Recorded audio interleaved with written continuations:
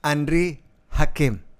Kamu adalah thank you for coming ya. Yes, Kamu thank you adalah udah diundang juga nih. Iya dong, sama-sama dong. Kan kami pengen dapetin insight tentang investasi di Siap. Indonesia Siap. dengan kondisi politik, ekonomi, mikro dan makro yang unpredictable. Betul, belakangan ini lagi nggak unpredictable banget sih, Iya, benar. iya kan ya. Iya. Tapi saya pengen mundur ke belakang dulu. Kamu kan anak konglomerat. Konglomerat enggak lah. Masa, iyalah maksudnya Enggak. hidup berkecukupan. Ya cukup lah, betul. Ya, hidup berkecukupan, lahir juga nyaman. Ya. Terus kamu kuliah di San Francisco. Betul. Terus kemudian kamu kembali ke sini, terus kamu berbagi dan kamu terlibat di Hakimson. Kamu Ya, membuat itu perusahaan saya sendiri. ya perusahaan kamu dan kamu membantu investasi, memberikan pencerahan dan proyeksi dan segala macam juga untuk investment oil and gas kalau nggak salah ya, atau mining sebenarnya ya. enggak sih, ya dulunya tadinya mining. Oke. Tadinya memang bisnis, sekarang saya fullnya di saham sih. Oke. Terus kamu beberapa kali memimpin juara 1 di Mirai Trading Championship. Beberapa kali. Itu dulu lah. Dulu ya. Pas awal-awal COVID kan memang waktu itu kan gampang ya, sahamnya rame banget. Dan kamu salah satu orang yang bisa dibilang investor saham muda selama COVID yang dapat mengubah kerugian menjadi keuntungan miliaran rupiah. Iya, benar sih memang. Kalau itu benar ya. Itu gimana caranya kamu bisa punya intuisi itu? Karena sebenarnya memang kalau dibilang privilege, orang tua saya tuh awalnya memang udah punya perusahaan publik. Jadi itu saya udah ngerti soal saham-saham tuh udah ngerti. Jadi pas nyemplung ke bursa saham, udah tahu nih kira-kira saham mana yang bakal naik, owner-owner mana yang bakal bikin sahamnya naik tuh saya udah tahu gitu. Dari mana kamu tahu? Karena kamu sudah terbiasa atau karena kamu punya intuisi? Ya intuisinya, karena kayak udah tahu nih kepentingan owner ini mau kemana. Jadi sebenarnya setiap perusahaan yang IPO di bursa saham itu, semua ownernya itu ada kepentingannya masing-masing. Pasti. Yes. Semuanya itu sebenarnya intinya tuh dia jualan lah, beli punya harga di bawah, jual di atas gitu kan. Nah cuman kita harus tahu nih ownernya ini kira-kira jualannya di mana. Nah saya bisa prediksi ownernya itu kira-kira bakal dijual di mana. Kayak misalnya dia bakal jual ke retail, ke masyarakat, atau dia misalnya jualnya ke fund, atau jualnya nanti perusahaannya ke perusahaan lain, jualnya ke asing. Nah kita harus tahu itu dulu sebenarnya.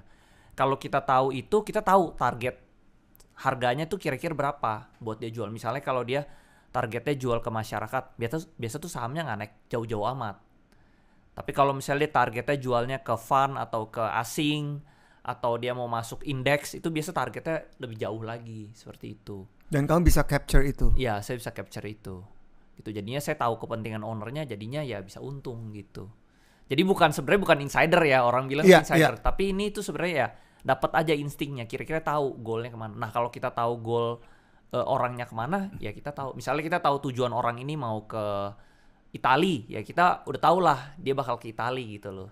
Jadi saya nggak jualnya terlalu cepet, nggak jualnya terlalu lama gitu. Udah sampai tujuan Itali baru saya jual. Jadi insight yang kamu sampaikan ini Andri barusan sangat berguna buat mereka-mereka yang main di saham. Betul. Untuk bisa melakukan mapping. Betul. Terhadap bagaimana seorang pemimpin atau owner dan organisasinya akan ke depan mau ngapain dan kemana. Iya, betul. Jadi kebanyakan orang investor itu yang biasa ya, yang retail masyarakat tuh mereka tuh cuman kayaknya nih sahamnya nih oke nih dia beli. Cuma ngeliat brand. Iya, betul. Dia nggak lihat tujuan ownernya mau kemana. Sebenarnya yang penting itu kita harus lihat tujuan ownernya.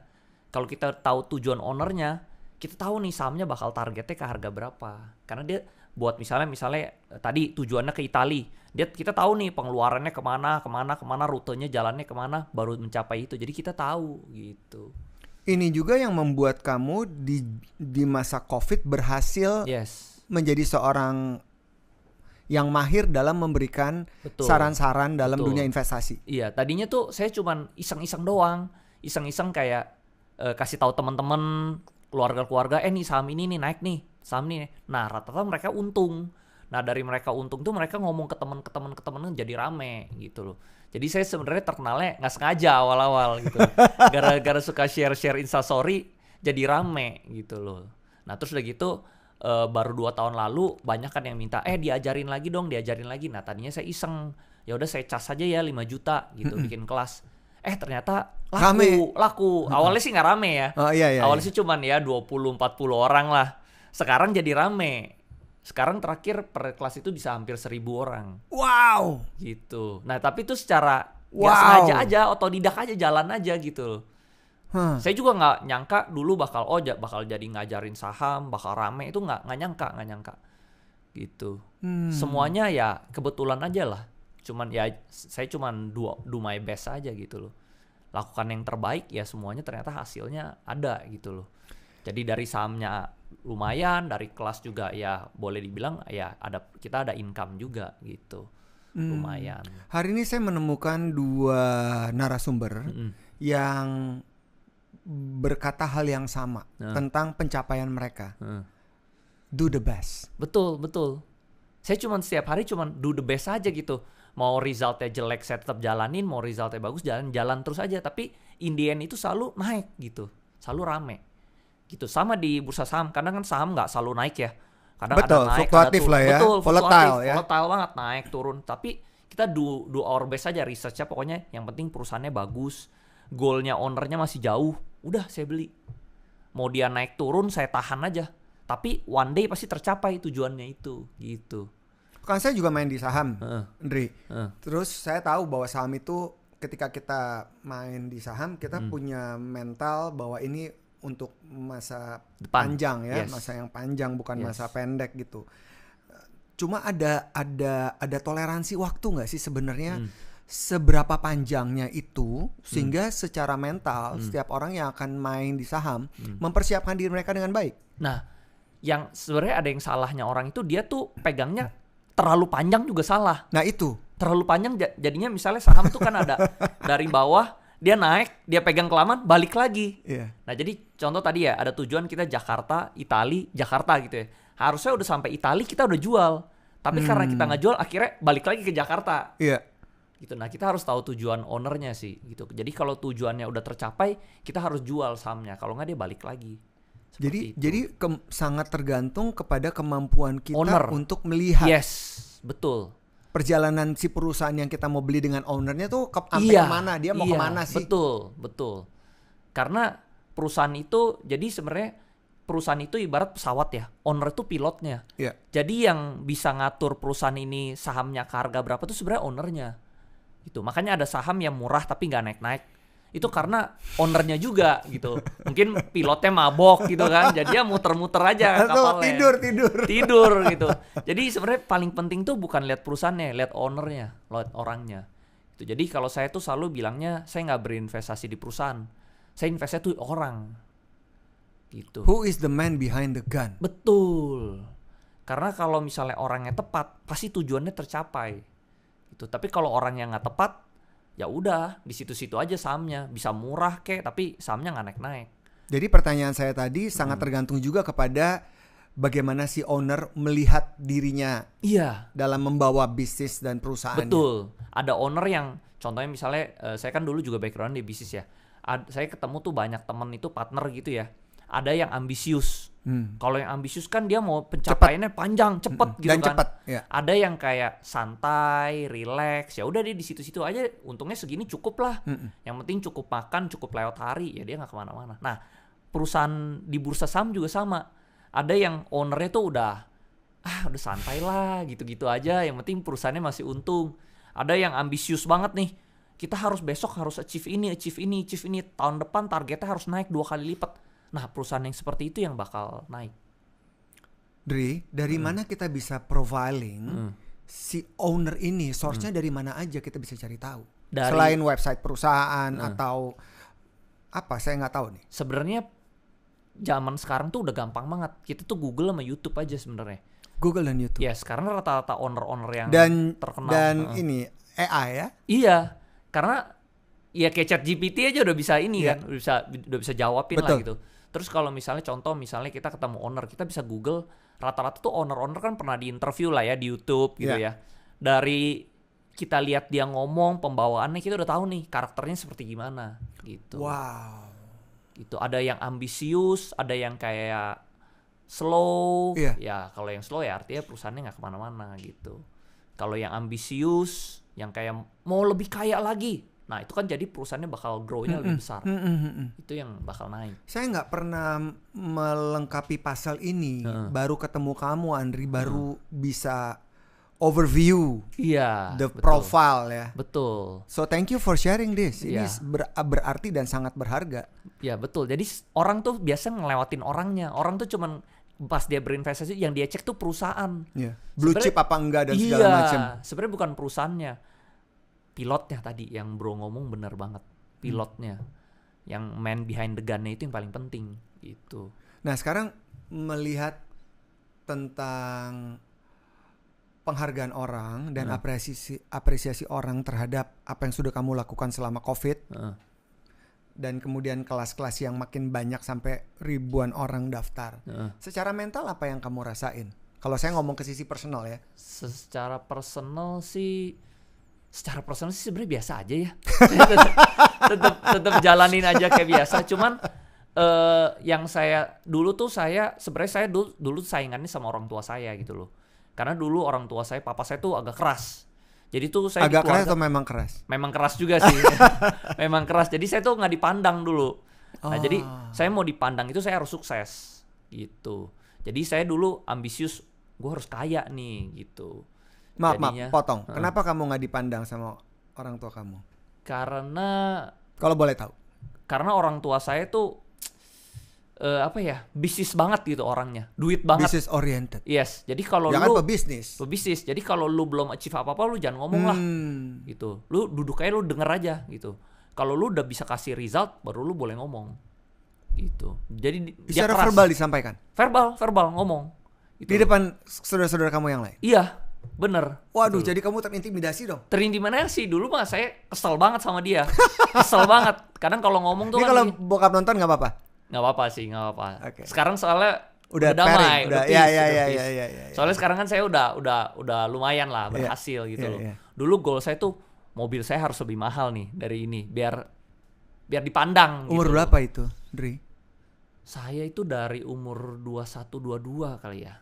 Jadi pressure itu ada terus? Udah ada. Dari dulu sampai 21-22 Terus tuh orang tua saya tuh kalau ngomelin orang tuh di depan publik gitu.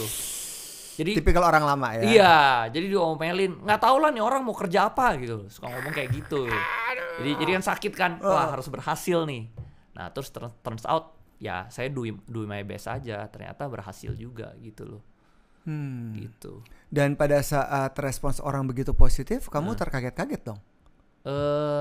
Melihat respons itu. Atau kamu sudah predik setelah kamu melewati berbagai macam kesuksesan selama COVID ya? Karena saham yang saya beli tuh bagus-bagus, jadi mereka tuh rata-rata untung. Ya tentunya nggak semua ya, ada yang juga tetap berinvestasi salah juga ada sih. Tapi kalau yang ikut, saya lihat tuh yang chance untung tuh banyak sekali. Karena ada yang dari ratusan juta sampai puluhan miliar tuh ada. Beneran ada, sampai beli mobil, beli Ferrari itu banyak sekali gitu loh.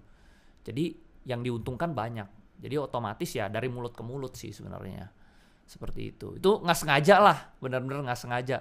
Turns out rame gitu. Saya juga nggak nyangka bakal jadi pengajar, bakal masuk TV itu nggak nyangka lah. Siapa yang nyangka? Dulu mah saya mikirnya orang tua saya juga kan pebisnis, dia bilang mau kaya itu bukan dari invest saham, dia bilang invest saham itu cuma buat orang malas, cuma beli tidur. Mau kaya itu harus kerja keras, kerja bikin perusahaan, dia selalu gitu. Cuman ya saya tetap tetap saya yakinnya saham gitu loh.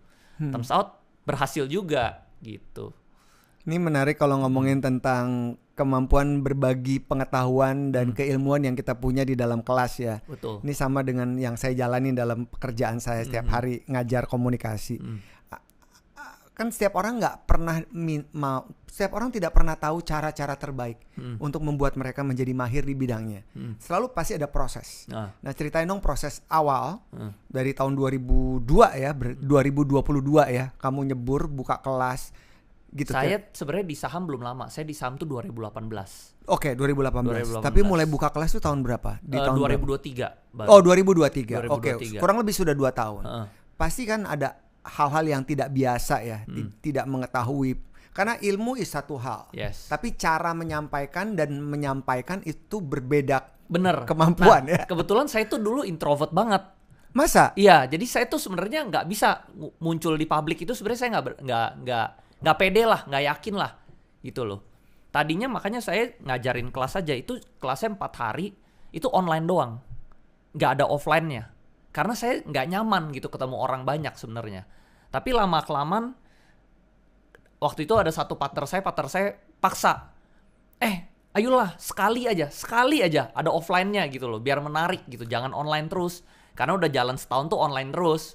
Satu kali aja ada offline-nya. Terus saya pikir ya udahlah coba sekali gitu. Nah lama-lama jadinya ternyata begini ya, ternyata saya bisa handle.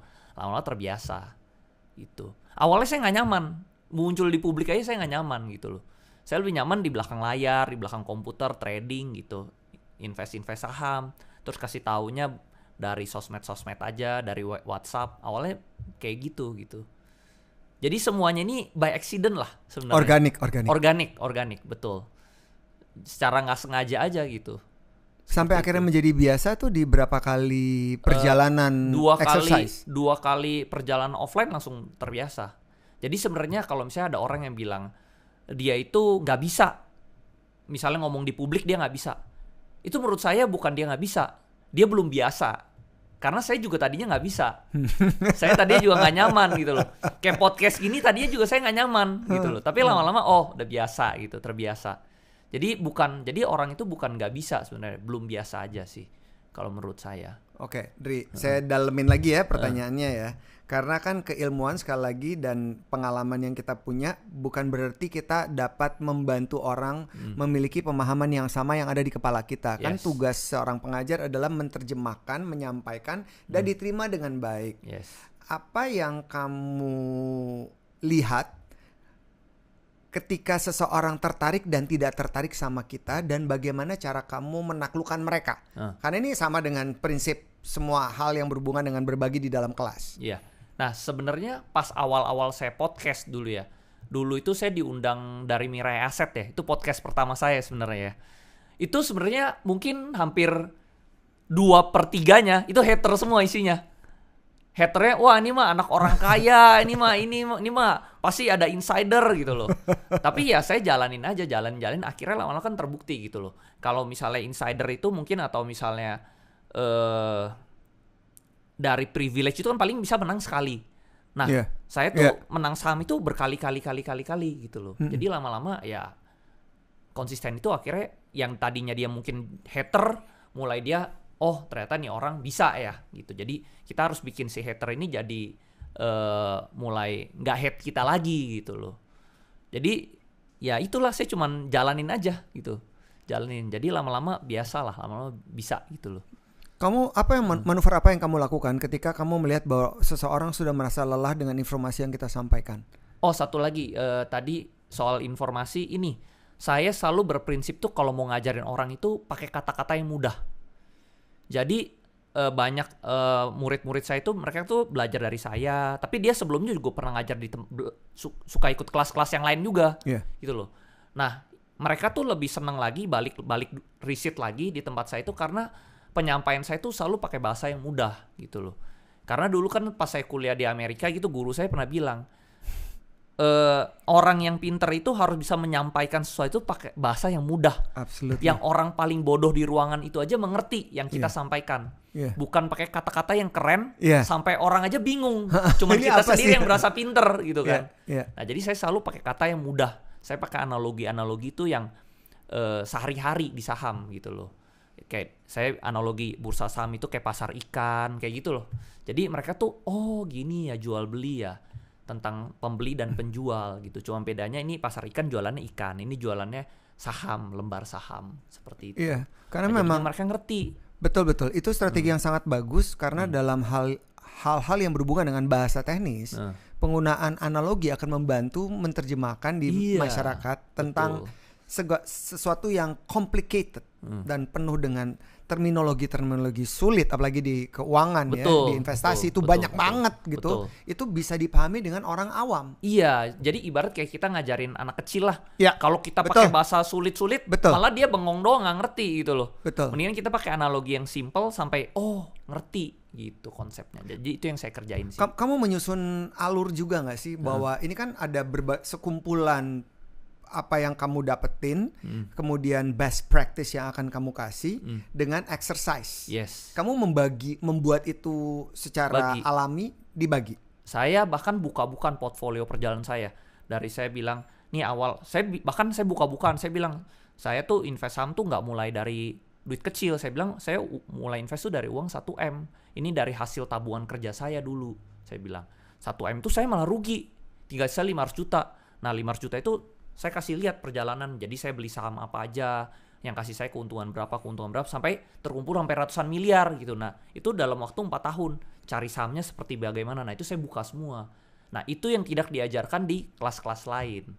Kalau kelas lain kan, kalau orang Indonesia biasanya kan tabu ya, kalau buka rekening gitu ya. Buka dapur. Buka uang gitu ya. Kalau saya, karena ini kan kelas keuangan, kalau kita nggak kasih lihat uang, ya jadi nggak open gitu loh. Yeah. Nah jadi cuman kelas saya doang tuh yang bukan portfolio gitu. Jadi mereka bisa lihat sendiri grow-nya gitu loh, growth-nya, pertumbuhannya. Nah itu yang bikin rame sih. Jadi beda dari yang lain. Sedangkan mungkin kelas lain tuh ada yang tarik garis gitu ya, chart gitu ya. Nah saya nggak kesana, saya lebih teori base. Yes, ke bisnis. Cara beli sahamnya kayak gimana. Nah kalau beli saham gini, pertumbuhannya segini, uang kita segini gitu.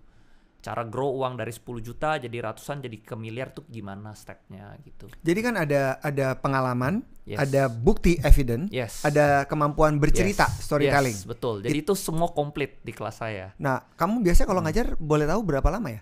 Saya biasa paling lama sehari 4 jam. 4 jam. Jadi, ada break dong ya? Ada break, ya? Ada break. Nah, jadi breaknya bentar doang sih, breaknya cuma 10 menit. Oke. Kamu mengatur alurnya nggak? Karena kan alur is another strategy. Atur. Jadi misalnya hari pertama saya ajarin terminologi soal saham dulu, kenapa bursa saham tercipta, historinya, sejarahnya, apa gunanya bursa saham, apa gunanya orang IPO, apa gunanya orang invest tuh hari pertama yang basic. Hari kedua itu saya ajarin psikologi supaya kita mau kaya itu kita harus punya mindset orang kaya. Gitu loh. Harus kayak apa sih mindset orang kaya, Andri? Mindset orang kaya itu dia harus beli aset. Beli aset? Yes, dia harus beli aset, dia nggak boleh belinya liabilities, beban. Oke. Gitu loh. Terus orang kaya itu dia bikin uang yang bekerja buat dia. Iya. Dia bukan tukerin tenaganya buat uang gitu. Jadi orang kaya itu uang yang cari uang lagi, bukan diri dia yang cari uang. Ya kayak gitulah terminologi bisnis lah. Aset tuh means what? Saham. Aset itu selain saham, properti, apapun yang disewakan memberikan kita passive income, capital gain, itu aset sih. So ini adalah Kiyosaki fundamental betul. Kiyosaki principles. Lah. Betul. Principle basic business lah. Nah cuman banyak orang kan yang basicnya itu kan ibu rumah tangga. Nah dia nggak paham ini, jadi saya harus jelasin gitu. Itu hari kedua. Di hari ketiga baru saya ajarin cara pilih saham yang bakal naik itu seperti bagaimana. Yang tadi kamu udah share. Yes, skill-skillnya itu saya ajarin di hari ketiga. Jadi dia bisa menganalisa sendiri. Nah di hari keempat baru money managementnya. Jadi kalau hari ketiga itu cara kita cari uang, hari keempat tuh gimana kita mempertahankan uang kita supaya nggak habis lagi gitu loh. Gimana kalau kita punya uang 10 juta kita harus ngapain nih? Efektifnya misalnya kerja dulu dapat 100 juta. 100 juta baru bisnis dapat 500 kita investasikan baru tuh berkembang jadi miliaran seperti itu. Andri, again terima kasih atas apa yang kamu utarakan dan kamu sampaikan karena ini membantu dua aspek penting menurut saya. Pertama buat mereka ingin mengetahui cara menjadi seorang pengajar yang menarik apapun disiplin ilmu yang mereka punya. Kedua adalah cara pandai, cerdas menjadi seorang investor. Yes, betul. Karena saya seneng juga sih lihat keluarga-keluarga saya juga terbantu, teman-teman saya tuh kebantu banget gitu keuangannya gitu loh. Bener-bener ya untungnya besar lah, mereka untungnya berkali-kali lipat dari investasi saham. Cuman kita harus tahu target belinya kapan, jualnya kapan. Karena kalau kita nggak dijual-jual juga bisa balik lagi. Gitu. Dan saya merasakan kamu adalah orang yang otentik. Yang genuine. Tidak ada, kamu nggak punya ketakutan apapun untuk berbagi. Nggak, benar. Semua orang malah bilang, lu nggak bongkar nih? Semua. Iya, betul. Saya membongkar semua. Saya buka-bukaan aja gitu loh, benar. Karena menurut saya nggak ada yang harus saya tutup-tutupin gitu. Kan ada orang yang pelit ilmu, banyak ilmu tapi pelit. Betul. Ya ilah sampai mati. Ada juga yang nggak ada ilmunya, terus malah ngemeng doang gitu, cuman mau ngajar doang, mau cari untung dari kelasnya. Mau gitu. dapat ini panggung. Iya. Cari validasi. Betul. Ya, kalau saya apa adanya lah. Misalnya mau ikut kelas saya boleh, nggak ikut juga nggak apa-apa gitu. Saya bodo amat gitu. Memang saya bodo amat. Jadi ketika kita do our best, kita nggak punya hidden agenda, kita just being authentic to ourselves, itu akan membuat kita lebih ringan. Iya, ringan. Jadi saya nggak kayak harus kelas saya rame, enggak. Mau sepi, mau rame terserah gitu kan. Saya cuma jalanin aja gitu. Mau ikut silahkan. Bahkan kok saya bilang kalau misalnya saya lagi nabung nih, mau ikut kelas, saya bilang jangan. Nggak usah. Belajarnya dari YouTube nggak apa-apa kok, bisa juga gitu loh. Nggak harus gitu, nggak harus ikut kelas saya, nggak harus gitu. Nah di usia seperti ini yang masih muda bisa dibilang, dan pencapaian yang begitu mendapatkan pengakuan dari orang banyak, nggak cuma dari lingkungan terkecil kamu, pertemanan sampai masyarakat luas mendapatkan itu, masih ada purpose dong. Purpose saya sih kalau tadi kamu bilang ya gue jalanin aja gitu, ada nggak sesuatu di ujung sana yang kamu lihat tentang diri kamu di sekian puluh tahun mendatang gitu? Sebenarnya mungkin goal saya pengen bikin sekolah kali ya, one day ya. Sekolah investasi. Ya, sekolah investasi. Belum ada tuh. Karena menurut saya kalau misalnya kita lihat Amerika ya, investornya itu ada 60% penduduk Amerika itu investor.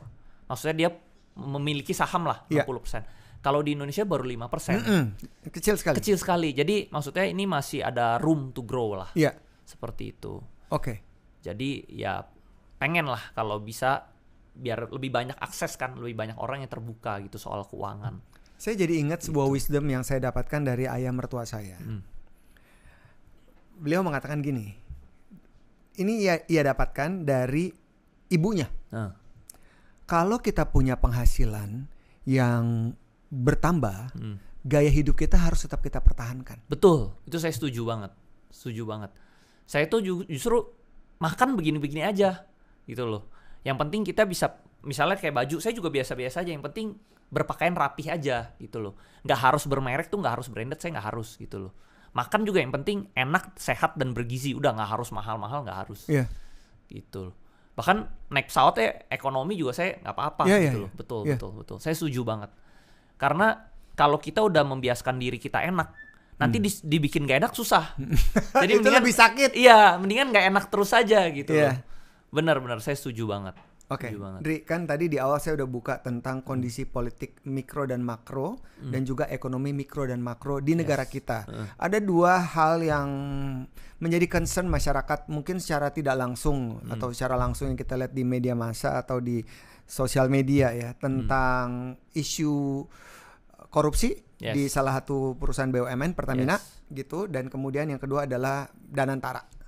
Saya mau bedah satu-satu ya karena because you are there, dan saya juga kemarin ngobrol dengan teman saya, seorang pemilik perusahaan, dia mengatakan bahwa di tahun ini 2025 ini kita belum selesai di Q1 ya, masih di quarter 1, masih di bulan Februari ini gitu. Banyak semua investor luar itu kabur. Betul. Dan menempatkan Indonesia tuh tidak menjadi prioritas lagi. Betul sekali. Itu menakutkan sekali. Termasuk makanya portfolio saham saya juga sekarang udah lagi merah juga sebenarnya gitu loh. Ya makanya kebanyakan mungkin saya juga masih keep cash gitu ya. Karena memang mungkin kalau di masa Jokowi kan Pak Jokowi dulu pembangunan kerja gitu kan ya. Jadi tuh pembangunan infrastruktur banyak, jadi kontraktor, subkontraktor datang dari luar membantu kita. Jadi ini kan uang mengalir semua terus beli semen lah, beli apalah, yang jual cangkul semua, jadi dapat bisnisnya tuh rata gitu loh. Nah sedangkan sekarang kan mungkin lebih direm ya. Pembangunan direm, semua direm, lebih ke fokus ke mungkin makan bergizi gratis ke sana-sana. Jadi mungkin jadinya uang itu nggak mengalir gitu. Jadi perputarannya lebih ngerem gitu loh.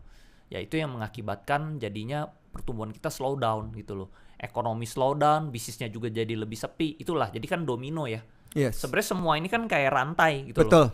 Kalau satu terganggu, ya semuanya berantakan rantainya. Berkaitan dan ketergantungan. Betul, karena kalau misalnya kebijakan pemerintah berubah, pengusaha juga terdampak, pengusaha terdampak juga karyawannya terdampak, karyawannya ada yang di PHK juga, akhirnya dia juga nggak bisa beli lagi ya, semuanya muter sebenarnya seperti itu. Iya. Nah itu yang terjadi sih. Dan kalau kamu lihat terhadap korupsi yang ada di salah satu BUMN juga ngeri sekali ya, ngeri sekali. Dampak gitu secara ekonomi apa yang akan terjadi nanti? Asing pada lari. Jadi contohnya misalnya dan sudah terbukti kan? Ya, jadi contohnya misalnya beberapa perusahaan asing itu kalau ditanya ya, kenapa sih misalnya kayak fund asing gitu ya, kayak saya kadang ada ngobrol gitu sama mereka, kenapa sih, apa sih yang membuat orang asing tuh takut berinvestasi di Indonesia? Dia bilang cuman one word, corruption katanya. Jadi di Indonesia corruptionnya tuh terkenal banget gitu, sampai orang-orang luar negeri tuh tahu gitu loh. Lalu premanismenya ya, ada perusahaan Korea baru invest mau bikin pabrik, belum bangun nih, udah dimintain duit, udah ditodongin duit gitu loh. Jadi itu yang bikin mereka kayaknya mendingan bikin di Vietnam lah gitu. Toh deket sama China. Seperti itu yang terjadi sih. Dan apa yang mesti kita siapin dong sebagai masyarakat ya? Nah, sebenarnya ada satu lagi. Negara itu sebenarnya paling penting itu berinvestasi di mata uang. Karena Amerika bisa jadi negara besar tuh karena dia berinvestasi di uangnya. Contoh misalnya seluruh dunia ya mau beli apapun harus pakai US dollar. Nah jadi sebenarnya tugas pemerintah harus bikin rupiah kita tuh secantik mungkin gitu loh. Setinggi mungkin nilainya. Setinggi mungkin, secantik mungkin, nolnya juga harus dikurangin. Jadi redominasi. Jadi cantik sekali, jadi semua orang tuh mau pakai, mau simpen gitu loh. Ya jadi nilainya meningkat gitu. Jadi contohnya Amerika itu berinvestasi banyak itu di mata uangnya. Karena misalnya uang $100 tuh, itu dia cetaknya sebenarnya nggak nyampe $1. Cuman ditulis doang 100. Sedangkan dia pakai uang 100 ini buat beli minyak. Dia dapat minyak komoditi di suatu negara cuman pakai kertas doang dia belinya gitu. Yang nilainya dia cetak itu sebenarnya kurang dari $1, cuma berapa sen gitu cara dia ngeprint $100. Mungkin maksudnya overheadnya. Yes. Cost of production. Yes, cost production $100 itu cuman berapa sen doang. Tapi dia bisa beli komoditi di suatu negara ya triliun-triliunan gitu. Dan apa yang harus kita lakukan sebagai masyarakat? Nah, masyarakat sih cuma bisa menunggu kebijakan pemerintah ya. Kan kayak samalah Perdana Menteri Singapura kan bilang ya. Lee Kuan Yew betul. Kalau mau jago manage negara harus bisa manage perusahaan. Kalau mau jago manage perusahaan harus bisa manage perusahaan. Nah, kalau bisa mau jago manage perusahaan yang lebih kecil lagi harus bisa manage keluarga. Jadi start dari family. Ya, jadi start dari family. Nah, terus juga sama. Kalau ditanya masyarakat bisa apa? Di keluarga itu masyarakat itu cuma anak. Yang ambil keputusan kan bapak sama mama. Nah sama kalau keputusan kita ya kita cuman bisa do our best saja. Sisanya, itu adalah analogi. Iya, sisanya tinggal ya harus orang tua kita bener dulu nih. Gitu. Kalau orang tua kita bener ya keluarganya sejahtera. Kalau orang tuanya nggak bener ya keluarganya nggak bisa sejahtera gitu loh. Walaupun anaknya udah bekerja keras ya tetap susah gitu kalau nggak disupport sama orang tuanya kan, seperti itu. Jadi kondisi ini bisa dibilang kondisi yang sangat tidak menentu dan tidak diketahui sampai kapan. Bisa kondisi dibilang ini pemerintah sebenarnya yang bisa perbaiki ya. Iya, kita sebagai masyarakat hanya bisa menonton. Kita gitu, cuma melihat, bisa menonton, dan melihat, melakukan antisipasi mungkin apapun yang kita bisa. Ya paling kalau sebagai investor ya mungkin jangan investasi harus lebih hati-hati ya di zaman sekarang ini, seperti itu. Ya jadi sekarang saya lihat tuh pengusaha, investor tuh banyak yang wait and see. Nunggu dulu nih. Takutnya ada perubahan kebijakan, nggak aman gitu loh. Politiknya lagi nggak stabil gitu loh. Jadi memang negara itu buat ekonomi maju itu dia perlu politiknya stabil. Tentu. Seperti itu. Nah sekarang lagi kurang lah. Ya trust itu hilang ya? Iya trustnya hilang. Trust di masyarakat ke pemerintah tuh hilang. Iya. Gitu loh. Kayak bisnis aja kan trust, based on trust lah, everything pasti, based on trust. Pasti, even relationship. Iya betul. Kalau trustnya udah hilang ya mau ngapain susah gitu. Benar. Kan sampai makanya ada kabur aja dulu dan segala macam kan. Gitu sih. Kalau kamu melihat tentang Danantara, kalau kan mau dibikin Temasek, tapi kan yang saya tahu juga perusahaan-perusahaan seperti itu yang dibuat oleh negara nggak semuanya berhasil ya. Betul. Ya cuma 2 ya di Norway dan di Singapura gitu. Betul. Yang lain kan mostly fail. Iya, jadi sebenarnya saya tahu sih tujuan pemerintah kita itu tujuannya baik. Kayak tujuan memberi makan bergizi gratis itu sebenarnya tujuannya baik. Kalau tepat sasaran tuh baik. Danantara itu juga sama. Kalau tepat sasaran itu baik juga. Cuman yang kita lihat di negeri kita ini banyak yang nggak tepat sasaran aja gitu loh. Jadinya cuma buang-buang uang kan. Jadinya duit-duit hilang. Kayak Jiwasraya dan sebelum-sebelumnya Asabri itu kan duitnya hilang semua gitu. Kerugian negara berapa triliun. Nah ini juga sama, kalau tidak diawasi dengan profesional ya ujungnya jadi sarang korupsi juga gitu loh. Tapi tujuannya baik sebenarnya. Tujuannya baik. Apa yang kamu lihat terhadap dunia investasi di Indonesia di tahun 2025 ini? Mengetahui Sritex buy, Yamaha buy, KFC udah lama PHK, udah setengah ya, setengah, dan beberapa perusahaan-perusahaan besar lainnya seperti itu. Apa yang kamu lihat terhadap dunia investasi di Indonesia di tahun ini? Jadinya ya itu sih tadi wait and see ya. Orang jadinya kayak, saya tadinya mau masuk nih ke saham, saya juga aduh kayaknya makro lagi begini ya, apa wait and see dulu ya, takutnya dia turun lagi. Jadi nunggu gitu loh. Jadi banyak menunggunya. Jadinya nggak efektif lah, uangnya jadi nggak tersalurkan gitu loh. Jadi nggak ada uang bergerak? Nggak ada uang bergerak. Jadi saya masih pegang cash aja lah, masih belum jelas gitu loh. Nah investor asing juga sama, yang lain-lain semua juga sama. Semuanya wait and see, makanya kan bursa sekarang turun terus. BRI aja penurunannya serem banget ya. Iya, aduh. Padahal blue chip loh. Biasa blue chip kan paling stabil ya. Aduh. Ini blue chip udah penurunannya 3 tahun, udah balik ke 3 tahun lalu. Gitu. Nah ini yang harus dibenahi lah sama pemerintah kita sih. Kemarin sih agak naik dikit ya. Dikit. PHP doang. Naik dikit kasih seneng, banting terus lagi. Terus ada Danantara turun lagi jauh. Benar. Seberapa besar pengaruh geopolitik di dunia ya, kita tahu bahwa kondisi juga tidak baik-baik aja, menuju ke perang dunia ketiga kali. Gitu ya, Trump, betul. Zelensky. Contohnya kemarin Trump sama Zelensky juga lucu ya berantemnya, berantemnya di bangku gitu ya. Dan di publik ya, bagus ya. Kayak nonton drama Korea gitu. Padahal politik tapi kayak drama gitu. Padahal ini private, harusnya ditaruh di ruang tertutup ya, tidak ada kamera-kamera yang ada di situ. Benar. Ya jadi geopolitik lagi berantakan lah. Terus kan Trump juga ya selalu kan suka perang tarif, pajak ya kan. Disikat ke Kanada, ke Meksiko, ke China ya. Jadi semua geopolitik lagi nggak stabil lah semua. Terus tadi Trump juga mau keluar dari NATO, PBB, sekarang malah mau joinnya ke Rusia sekarang. Jadi beda lah, petanya berubah lah sekarang, berubah drastis seperti itu. Jadi semua orang lagi bingung lah sekarang. Ya pebisnis, investor ya lagi bingung gitu loh. Tapi kalau saham-saham China malah naik. Jadi asing itu nggak lari dari Indonesia, dia malah masukin ke China gitu. Karena China tetap menarik. Tuh, karena kayaknya kelihatan nih Amerika, orang investor udah lihat kayak China sama Amerika mulai rukun nih gitu. Karena dia mau keluar dari Europe kan. Mungkin temenannya sama Rusia sama China gitu. Seperti itu. Jadi ini akan bisa jadi harapan baru kali ya? Yes, harapan baru. Cuman buat kita di Indonesia belum terdampak sih. Mungkin orang yang di investor yang di China yang seneng ya saham-sahamnya naik. Kalau di Indonesia belum. Jadi saat ini kita mesti ngapain kalau gitu, Ndri? Wait and see. Betul. Wait and see sampai menunggu kebijakannya bagaimana gitu ya. Karena teman saya kan juga pebisnis, mereka juga bilang bisnis tuh sekarang sepi banget.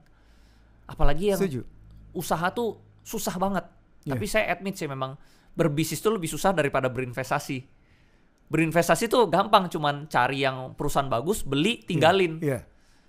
Bisnis tuh harus karyawannya, harganya, marketing, ya susah lah. Lebih sulit.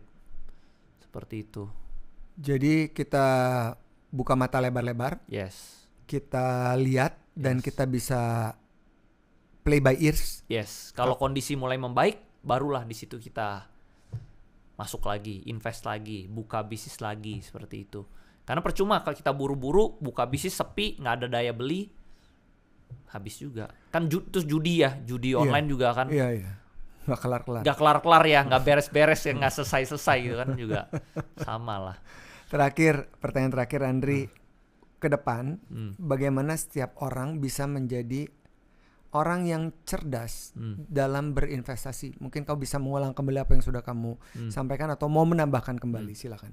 Menurut saya harus update ya skillnya, ilmunya gitu. Contohnya dulu saya pas 2018 pas mulai berinvestasi itu pakai ilmunya value investing, cari sahamnya yang murah. Tapi itu pertumbuhannya gak signifikan gitu loh.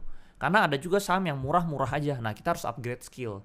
Ternyata ada yang lebih cepat, yaitu cari perusahaan-perusahaan yang ada corporate action-nya gitu loh.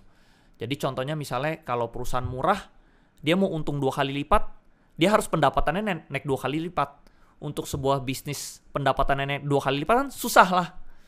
Perlu mungkin 1 tahun, 2 tahun, 3 tahun baru bisa naik 2 kali lipat. Nah, jadi perusahaan yang murah bisa naik 2 kali lipat, tapi butuh waktu yang agak lama. Sedangkan saya dapat metode yang lebih cepat, yaitu corporate action diinjek aset. Nah, saham yang tadinya kecil, kalau dia diinjek aset, langsung dalam 6 bulan, jangka waktu 6 bulan, dia langsung jadi gede. Yeah. Nah, ini yang bikin keuntungan saya signifikan mengalahkan investor-investor yang lain.